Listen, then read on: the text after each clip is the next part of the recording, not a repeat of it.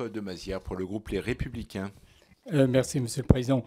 Merci pour cette présentation. Elle est nécessaire, d'ailleurs, pour qu'on comprenne bien ce projet. C'est un projet, vous l'avez rappelé, qui est relativement ancien maintenant. Il est né en 2011. Et en fait, il y a eu plusieurs moutures. Et encore, ce que vous nous présentez aujourd'hui, c'est presque une nouvelle mouture. C'est peut-être à la fois l'intérêt et l'inquiétude qu'on peut en avoir. L'intérêt, c'est que il est vrai qu'avoir un lieu d'émergence culturelle dans ce site est assez légitime. Et il est tout à fait normal que l'on envisage qu'il y ait un développement d'une structure sur ce terrain qui puisse favoriser l'émergence de la création. Maintenant, la question, c'est est-ce qu'il faut faire un grand machin supplémentaire? Et c'est ça la question que j'aimerais vous poser. Surtout à un moment où les contraintes budgétaires pour la culture sont très importantes.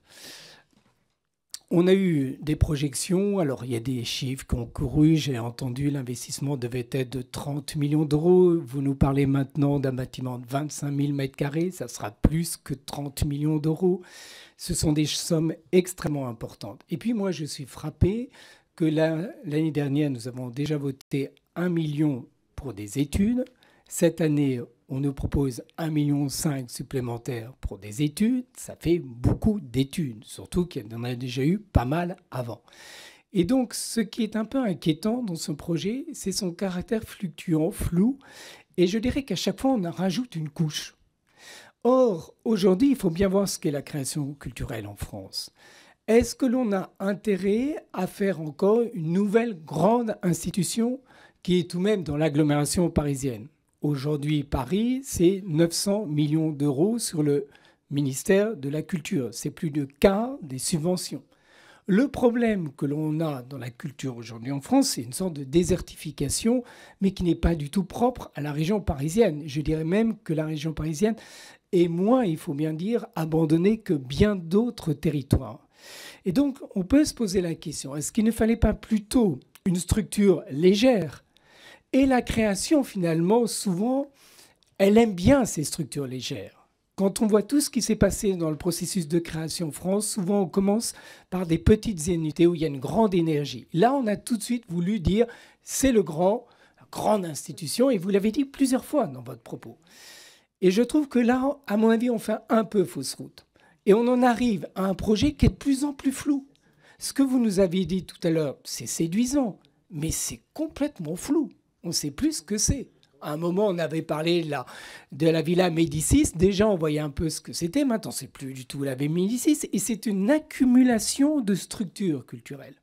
Et là, je crois vraiment que c'est dangereux. Ça serait beaucoup plus intéressant que vous disiez, nous sommes un lieu dédié à la création, l'émergence, effectivement, en essayant de faire représenter ce qui se passe. Mais quand vous nous dites, on va attirer dès l'année prochaine des artistes mondiaux, alors, ils sont logés où? C'est quoi ces artistes mondiaux? La création en cours, et vous nous avez dit que tout le projet des 100 artistes dans les écoles françaises était en lien avec. Mais moi, ce que je crois aujourd'hui, c'est que nos 40 et quelques écoles artistiques en France, elles ont besoin qu'on les aide. Ces écoles sont mal, elles sont mal. Et tout focaliser aujourd'hui sur ce lieu me paraît une erreur. Par contre, l'intégrer dans une réflexion plus générale, me paraît pour la bonne logique. Et là, on a vraiment l'impression, si vous voulez, qu'on a un petit peu, pardonnez-moi, dans le gadget. Et il se trouve que j'ai mené la création d'un établissement public culturel, comme vous savez. Et je sais combien il est dangereux de ne pas avoir un projet bien précis, bien défini. Parce que vous allez avoir des milliers d'idées, ça. Alors vous allez me dire, je vais faire des choix. Certes, ben, ça va être difficile.